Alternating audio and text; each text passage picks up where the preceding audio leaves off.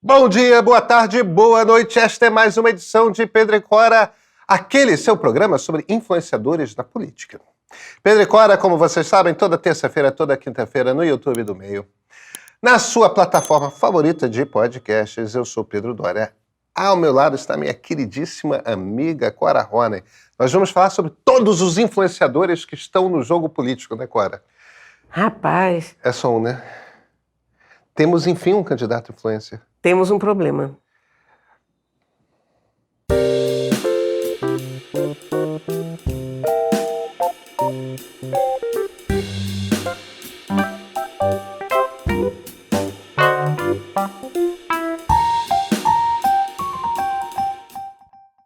Clara, eu sei que o assunto é Pablo Marçal, mas antes de tudo eu tenho que explicar por que eu tô...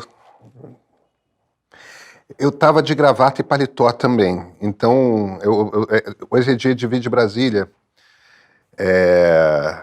e eu tava de gravata e paletó, mas pelo menos o sapato era mais esportivo e tinha meia, né? Sim, tá certo. Tem que dar uma quebrada. Claro. Mas eu não tenho o hábito mais de botar gravata, é uma coisa muito engraçada. Hoje de manhã no hotel eu demorei um segundo a mais para lembrar como dava o nó. Olha, tem umas gravatas que já vêm prontas, você sabe, né? Não, mas eu sei dar nó à gravata. Eu já trabalhei de terno e gravata. É só que... É uma derrota você pegar uma gravata daquelas que eu estou atrás, mas porém aquilo existe. Aquelas que tem o elásticozinho que bota aqui na gola americana, Isso, né? pois é. Prende no botão da gola. Não, eu não cheguei a esse ponto. Foi só um segundo a mais, mas foi aquela coisa, como é que dá um nó mesmo? De tão raro que tem sido botar gravata. E isso é uma coisa que a transição do digital trouxe para mim, porque eu já ia trabalhar no jornal de jeans e camisa, mas camisa de botão e sapato de couro. Tá no digital, eu voltei para a camiseta e para o tênis. E isso é uma bênção, sabe? Olha, eu tenho um problema sartorial que vem desde que eu comecei a cobrir informática, porque eu trabalhava em Brasília eu cobria os ministérios, aquela coisa, e eu tinha que trabalhar de salto alto, porque mulher sem salto naquela época não era sequer notada, ainda mais com a minha altura, você imagina, não esquece, né? Então eu andava de salto para cá e para lá, eu me vestia como uma mulher que anda de salto. E aí voltei para o Rio. Aqui no Rio eu ainda andava de salto para cá e para lá, porque estava condicionada. E aí começou a coisa da internet. E eu comecei a escrever sobre isso. E comecei a frequentar Vale do Silício e sistemas abertos. Bom, gente tipo o Richard Stallman. O que você pode querer? John Perry Barlow. E a coisa era o seguinte, que quanto mais mal vestido você estivesse, melhor você estava vestido, porque é verdade, porque a ideia é que se você subordinava o teu conforto a uma ideia de elegância, você estava perdendo alguma coisa da vida.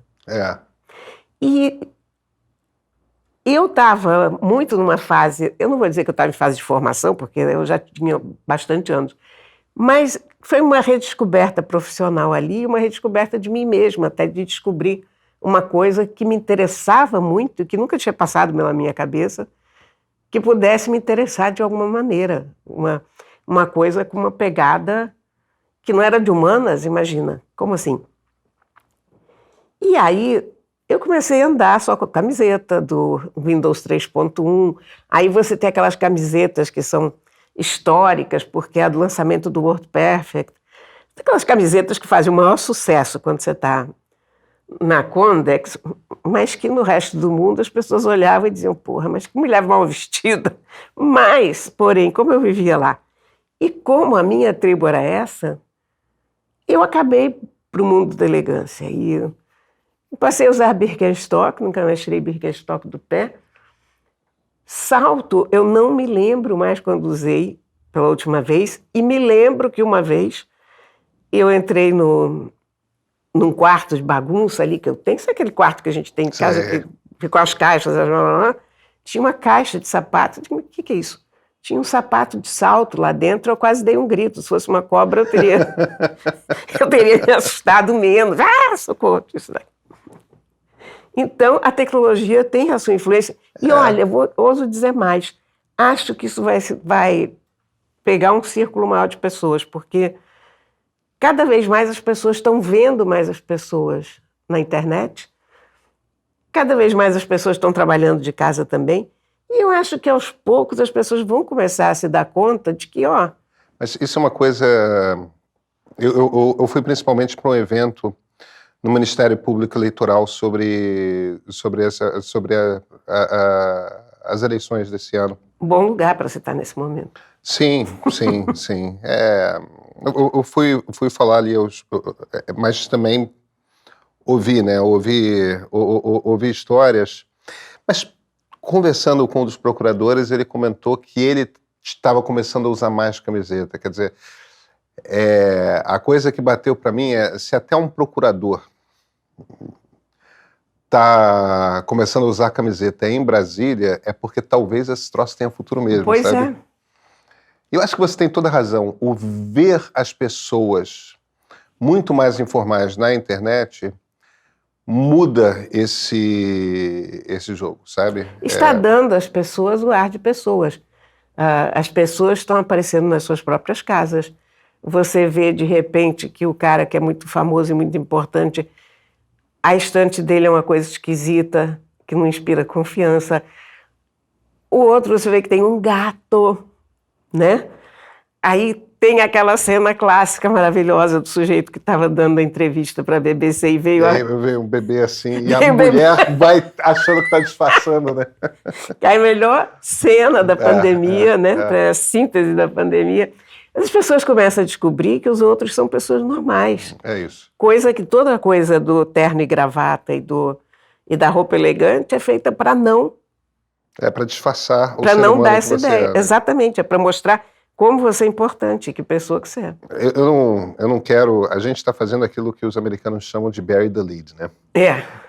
Escondendo o lead, escondendo a notícia principal. A gente tem que conversar sobre o fato de que na eleição para a prefeitura em São Paulo, que é a eleição mais importante e mais animada, evidentemente, desse ano no Brasil, temos o primeiro candidato influencer, Pablo Marçal. A sensação que eu tenho... Eu nunca tinha ouvido falar em Pablo Marçal até aquele dia em que ele levou não sei quantas pessoas... O pessoal da montanha. E aí os bombeiros passaram o dia inteiro para conseguir tirar as pessoas de lá e tal. Eu pensei, mas que imbecil. E aí depois teve o funcionário dele que morreu numa corrida, né? Mas depois, em relação aos caras, eu primeiro pensei, que imbecil esse cara, depois pensei, não, que imbecis, né? Mas aí o cara que morreu já era uma coisa mais séria. E aí depois tirei da minha cabeça. E aí, de repente, começa essa eleição. E a sensação que você tem é que vem um trem em direção contrária. Você está vendo o desastre acontecer. Eu tenho uma série de impressões a respeito dele. Primeiro, eu tenho acompanhado muito, tenho assistido todas as entrevistas, eu estou fissurado no canal dele, no Instagram principalmente, no antigo e agora no novo que ele criou.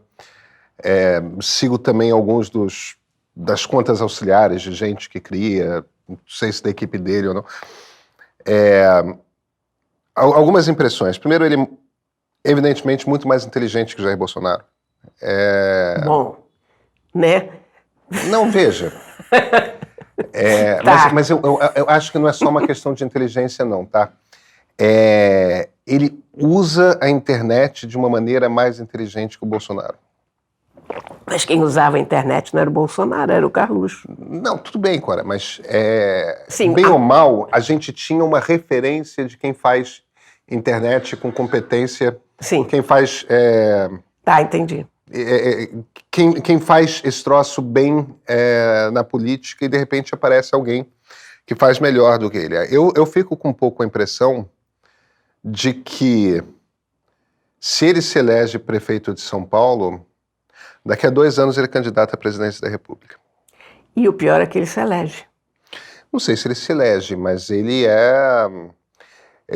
desmonta o projeto todo da direita bolsonarista, né? Ele passa a perna no Bolsonaro, ele derruba Tarcísio, E eu acho que ele corre um risco enorme de se eleger, quer dizer, nós corremos um risco enorme dele se eleger. Um risco por quê? Porque eu acho ele uma pessoa altamente despreparada, de uma ignorância avassaladora. Mas ele é um burro eufórico, né? Ele é aquele ignorante que convence os outros de que tem toda a razão. Altamente agressivo, é uma pessoa impossível de você tentar entrevistar, de você tentar manter qualquer espécie de diálogo civilizado, porque ele não seguia pelas leis do diálogo, ele seguia pelas leis do corte, ele seguia pelas leis da mime, É claro, é claro.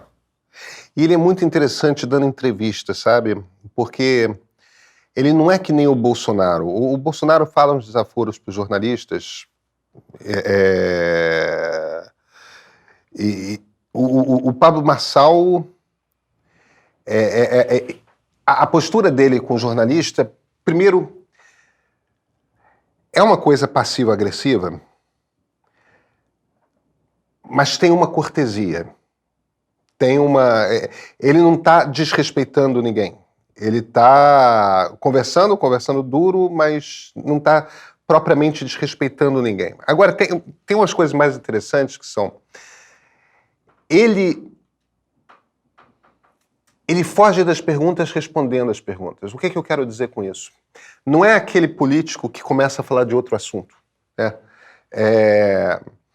Ele não faz exatamente isso, mas ele responde com truísmo, ele responde com uma coisa... Ah, não, o centro da cidade de São Paulo é muito mais quente do que o interior. Os jornalistas estão ali tentando pegar uma noção de política ambiental na cabeça dele.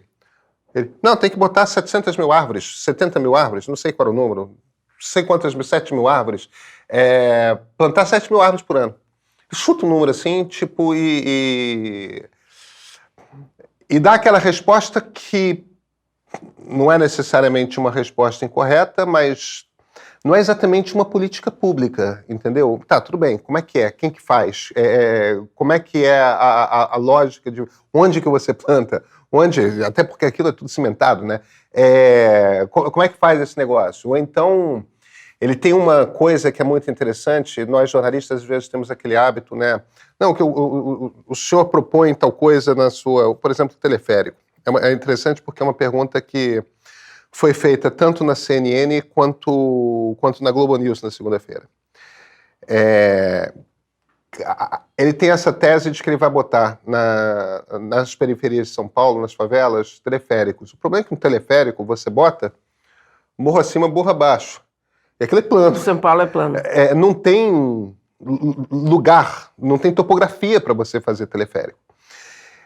Além de ser um transporte que carrega uma quantidade muito pequena de pessoas. Ele não é um transporte de massa, mas ele inventou esse negócio de teleférico. Pois bem. Aí, como é que nós jornalistas costumamos fazer? Não, eu conversei com especialistas e o que eles dizem é que isto não é uma solução por XYZ. Ele imediatamente fala, com quem que você conversou? Que especialista que você falou?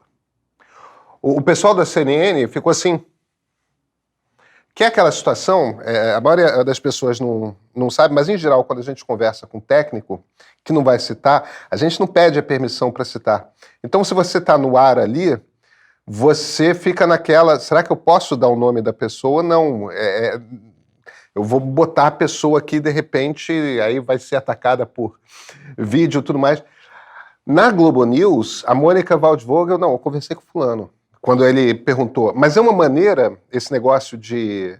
Com quem que você falou? Me diz aí, que é aquela maneira de você se livrar da pergunta incômoda. Então, ele tem um jeito ali de fazer entrevista que ele não é um entrevistado de fácil, não. Não, ele é a pessoa mais impossível de entrevistar. E eu acho, nessas horas, eu fico me perguntando se...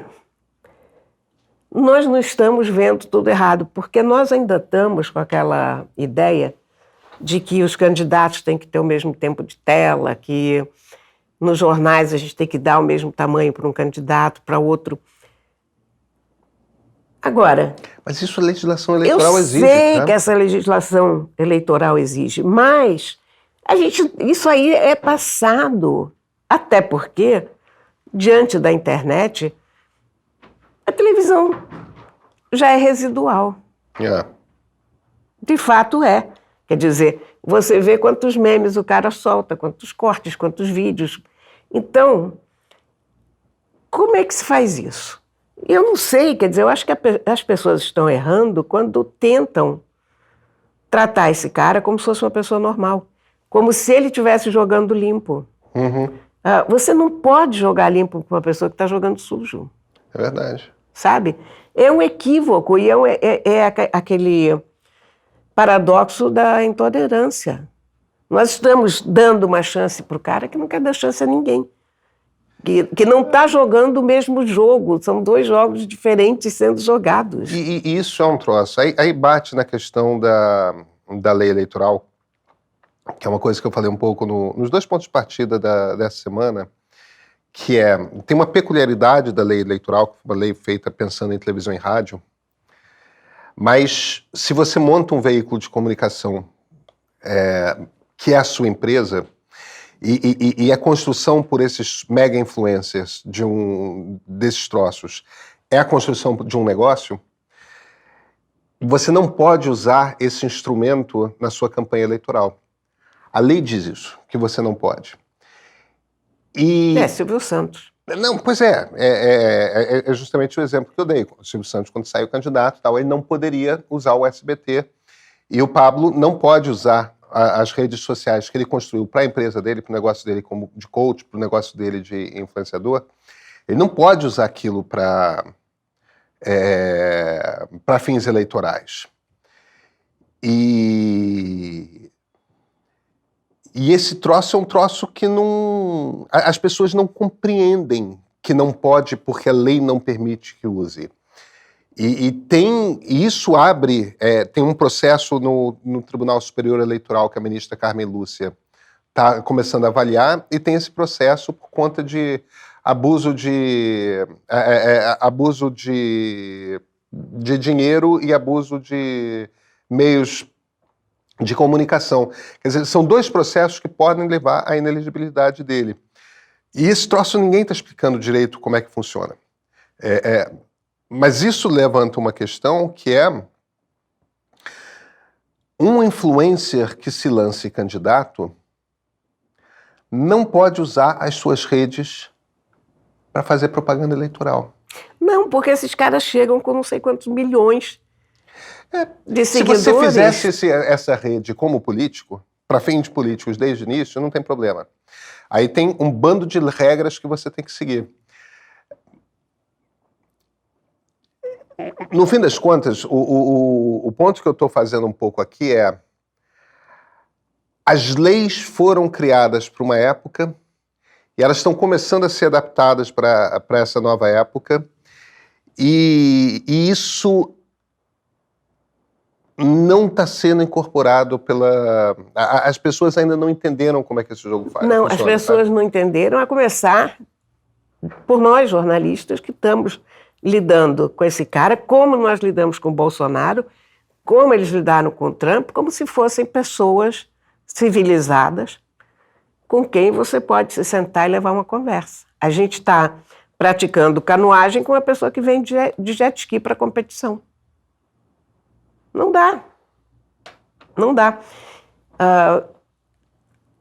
Há uma má fé implícita nesse tipo de comportamento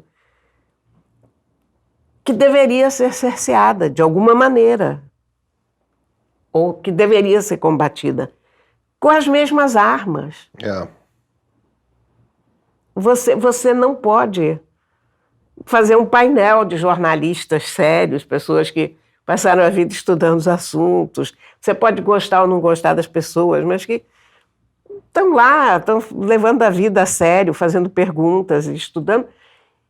E essas pessoas sérias levarem uma conversa com um cara desses como se ele fosse uma pessoa delas, como se ele fosse igualmente uma pessoa a ser levada a sério, como Trump nos Estados Unidos, como Bolsonaro também aqui. Você não trata uma pessoa dessas, quer dizer, uma pessoa dessas você trata com o quê? Com uma camisa de força. Como é que você trata um troll? Com trollagem. Você, toda vez que ele abre a boca, você começa a rir e ele não vai conseguir fazer aqueles cortes. Sabe? Quer dizer, mas você tem que ter uma cabeça que pense adiante do que está acontecendo, e isso é muito difícil, porque a cabeça dele para isso é muito boa também.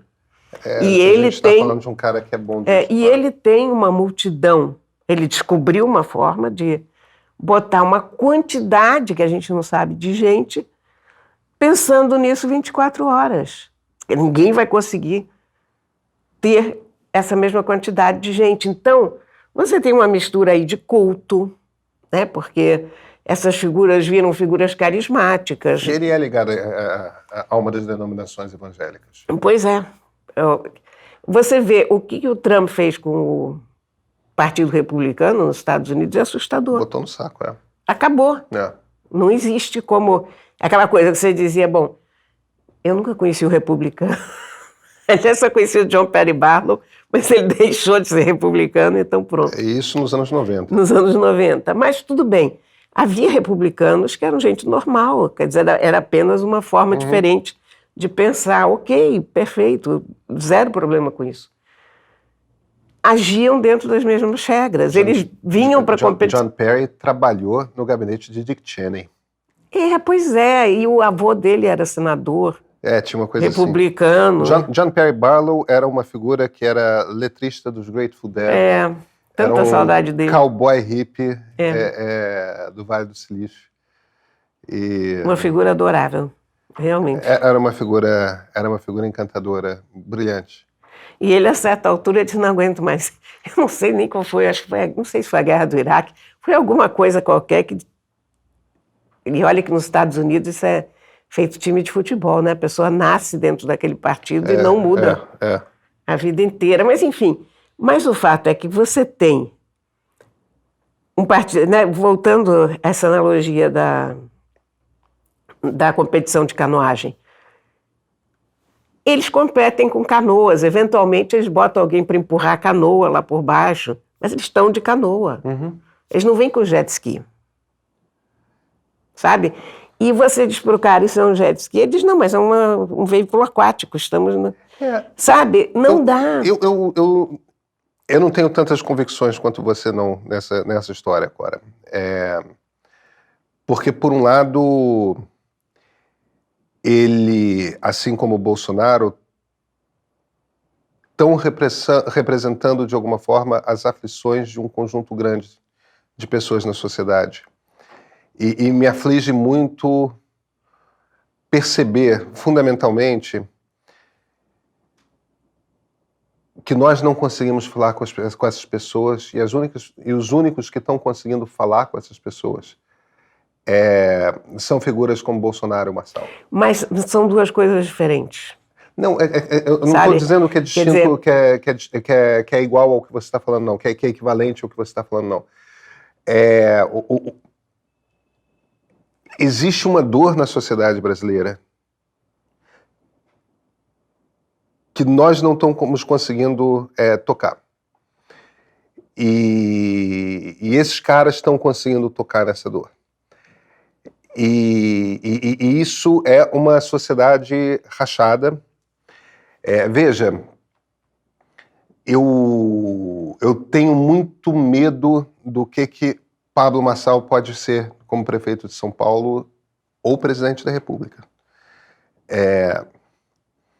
Mas, ao mesmo tempo, eu tenho muito receio da coisa de não pode, tira ele e tal, porque você vai alimentando essa ideia de que esse conjunto de brasileiros não pode escolher seu candidato.